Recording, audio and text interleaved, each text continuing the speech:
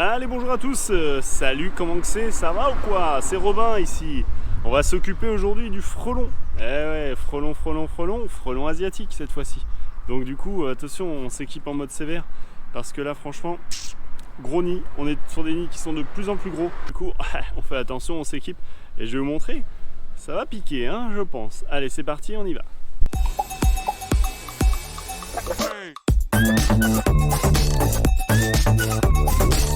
Bien sûr, qu'est-ce qu'on fait? Bienvenue sur la chaîne Robin Probable. On va s'abonner et on va y aller. Allez, on est dans la ruelle la plus petite du monde. Non, c'est pas ici. Donc là, on est sur Nancy. Est-ce que je vous ai montré tout à l'heure là-bas? C'était quand même beau. Ici, on est sur une petite ville qui s'appelle Nancy, que vous connaissez certainement, qui est très belle. Grande ville, bien entendu. Allez, venez voir, je vous emmène. Oh, est-ce que ça serait pas par là par hasard? Eh ben si. Eh bien si. Regardez. Je vais mettre la tenue. C'est parti. Ouverture des portes. Féline dans la tête de tigre. Eh ben regarde bien ce qui se passe là-haut. Voilà. Voilà ce qui se passe. Un magnifique nid de frelons asiatiques. Ça rigole pas, hein. Et là, il commence à être vraiment gros. Là, au niveau de la taille, on parle souvent de ballon de basket, tout ça, mais je vais vous montrer. Ah, bah non. C'est plus une grosse boîte aux lettres, là. Mais alors, j'ai une belle boîte aux lettres. Vous le voyez peut-être pas parce que je suis un peu loin, mais dans ce cas-là, on va essayer de se rapprocher. Voilà, il y en a un, il vient de me friter l'écran. Laisse tomber. Ah, franchement, à observer comme ça, c'est quand même magnifique, hein. Mais là, je vais pas m'aventurer plus proche parce que ils sont très nombreux. Alors là, il y a des petits trous, c'est étrange ça, il y a des petits trous un peu à gauche à droite. Ouais, je sais pas pourquoi, mais bon, de toute façon ils vont reconstruire, je pense. Il y a dû y avoir un truc. Je sais pas si vous le voyez bien sur l'écran. Donc là, je vais traiter et après on sera tout bon. Ce qui est sûr, c'est que lorsque je vais traiter, comme là, c'est un passage, on va boucher le passage. Parce que sinon les gens là ils vont se faire piquer et après ça va me retomber dessus. Donc là on va bien faire attention parce que là-dedans il y a plusieurs milliers d'individus. Un très gros nid comme ça.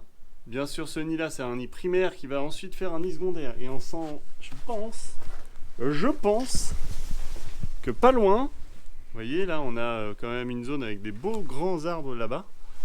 Par là aussi, donc juste derrière, vous ne voyez peut-être pas, mais il y a des arbres, près du bâtiment là-bas aussi. Donc on est sur une zone où potentiellement, si on ne traite pas rapidement le nid primaire, développement de nid secondaire, et là, patatras. Ce que je voulais vous dire, c'est regardez bien, c'est quand même vraiment bien fait. La nature est bien faite, mais alors les frelons asiatiques aussi, ils sont très bien organisés. Même si là, on est d'accord que c'est une espèce invasive, espèce nuisible, donc du coup, il faut les détruire systématiquement. Ça, c'est important de le savoir. Même si je pense que la plupart des gens qui regardent cette vidéo sont au courant et je ne leur apprends strictement rien. Eh bah ouais, mais bon, il faut le répéter, c'est important. Donc là, on peut quand même analyser quelque chose qui est vraiment super. C'est leur façon de travailler, aussi bien les guêpes que les frelons européens. C'est au niveau des structures. Vous voyez, en fait, il y a plusieurs petites alvéoles. J'aurais dû me rapprocher un peu. Vous savez quoi, je vais le faire, je vais me rapprocher. J'ai été chercher l'échelle, hop, c'est parti. Je monte et je vous montre. Ça rime ça, non? Je vais vous expliquer du coup, enfin de plus près, vous allez mieux comprendre. En fait, au niveau de l'architecture du nid, c'est toujours le même principe. Vous voyez les petites zones qui sont ici, c'est des zones qui sont comme des points d'air, c'est-à-dire des enveloppes d'air. Et en fait, le meilleur isolant, c'est ni plus ni moins que l'air. Du coup, eux, ce qu'ils vont faire, c'est qu'ils vont faire leur enveloppe extérieure en fibre de cellulose et ils vont associer plein de petites couches d'air comme ça afin d'être sûr et certain que du coup, le nid puisse supporter des températures froides tout comme des températures chaudes. Je me permets toujours de dire que le frelon asiatique, c'est quand même une espèce qui est extrêmement bien organisée, qui a des développements infrastructurels merveilleux. Ça, on peut être que ébloui par ça. Et puis voilà, quoi. Mais bon. S'il était cool, pourquoi pas, mais il l'est pas. Donc voilà. Et nous, sur la commune là de Nancy, en Lorraine en général, il y en a clairement de plus en plus. Ça devient infernal. Et là, je peux vous dire que ça construit sévère. Ça ne s'arrête pas. Ils sont bien attentifs. Hein. Tu les vois de près là?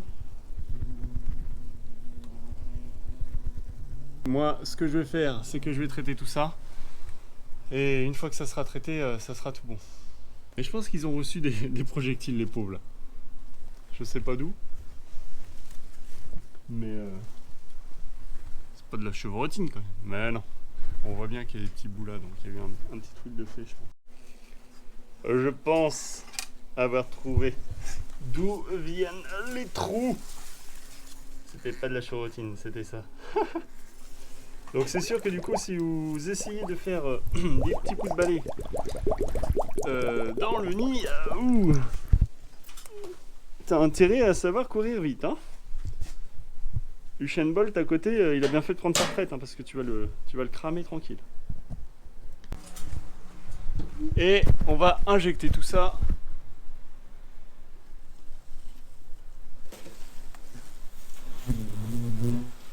Voilà, bon, du coup, autre chose, là, je vous ai pas montré, parce que du coup, je suis en train de traiter en instantané. Là, ils vont être vraiment vénères. Donc là, en fait, le frelon asiatique, il a une particularité par rapport à ses attaques, c'est que tout le temps, en fait, il va se localiser tout autour du nid, c'est-à-dire que dès lors qu'il va y avoir une petite vibration, genre vous percez, vous faites quelque chose, et bien à ce moment-là, seulement à ce moment-là, ils vont commencer à sortir tout doucement, tout autour du nid. Et tout autour du nid, qu'est-ce qui va se passer? Ils vont se mettre dessus et sortir et sauter d'un seul coup. Donc du coup, contrairement à une attaque de guêpe ou de frelon européen où lui, il va attaquer un par un, et bien à ce moment-là, le frelon asiatique, lui, il va attaquer par centaines. C'est pour ça, souvent, les attaques sont beaucoup plus dangereuses, notamment. Donc là, le traitement il est en train d'être fait. Là, ça va agir. Dedans, vous voyez bien toutes les petites galettes qu'il y a. Et frelon bien vénère, parce que du coup, lui, il aime pas quand on fait ça. C'est normal. C'est totalement logique. Mais on peut pas se permettre d'avoir un nid comme ça, quoi. Surtout juste au-dessus. Tout est bon, madame. Faites bien attention à vous tout de même. Madame, elle était juste là où il y a la voiture. Et ça fait tout de même un peu proche. Faut toujours être prudent quand même. Donc là, voilà. Bah derrière, ça tourne. Et je pense qu'il y a eu quelque chose quand même au préalable de fait.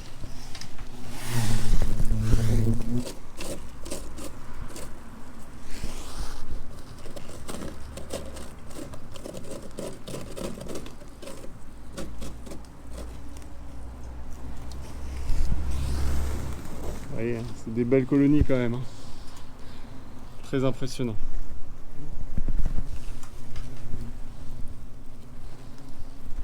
Bon voilà, du coup là, le traitement il est fait. Maintenant, il n'y a plus qu'à attendre. On laisse bien le nid en place pendant 72 heures à peu près. Est-ce qu'il y avait la reine là par hasard?